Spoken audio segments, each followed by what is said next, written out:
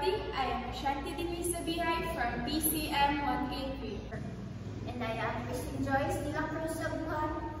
We are here to report and to also elaborate the art movement during the prehistoric period. Before we begin on our topic, let me tell you why is it called the prehistoric period. Since the pyramids before and history is the record of human events. It is also called prehistoric due to the art that is produced in prehistorical cultures, and also it is an era that includes all human existence before the emergence of writing. The prehistoric art are divided into 4 types.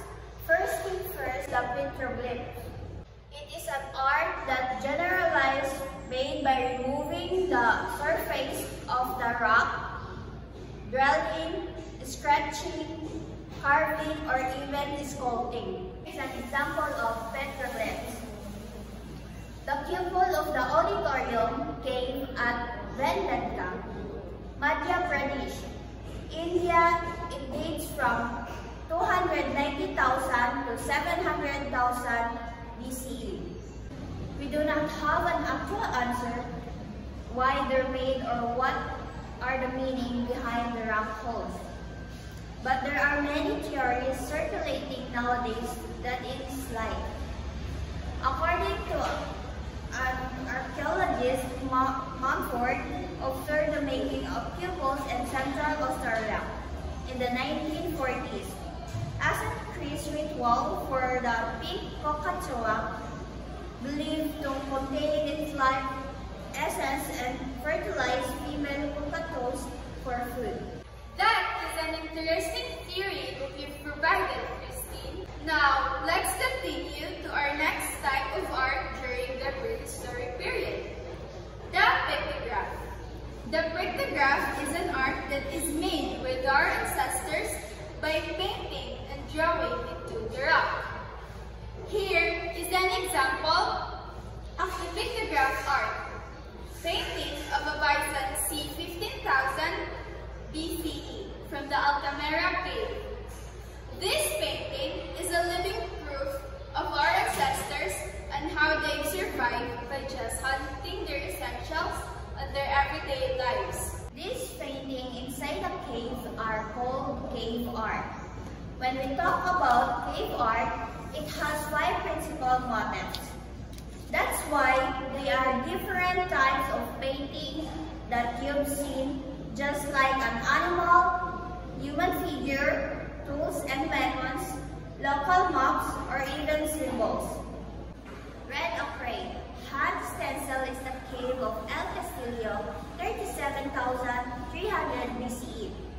This painting is one of the many examples of cave art. This is the world's oldest cave art in the rock shelter of El Castillo, Spain. The cave art has a reason why they're made. It's because of the symbolic or religious function. Into our next topic, we are going to talk about prehistoric sculpture. This type of art is mainly statues and relief sculptures, and it exists to reveal an intellectual or artistic process of the artist or the culture behind it. For example, the Venus of Willendorf, 25,000 BCE, at 11.1 centimeters, 4.4 inches tall. The figurine was made from Oolitic limestone and tinted with red ochre pigment. Based on my research, the Roman goddess of love, beauty, and fertility is where the name Venus originates. Venus, who was also known as Aphrodite in Greek mythology, was a significant figure in ancient Roman culture and frequently portrayed in art. The piece was intended to be a representation of a fertility symbol or fertility goddess. This is perhaps because the bodily components of the figure that are typically linked to childbirth and fertility, including the pronounced breast, the wide hips, and the rounded stomach have been highlighted.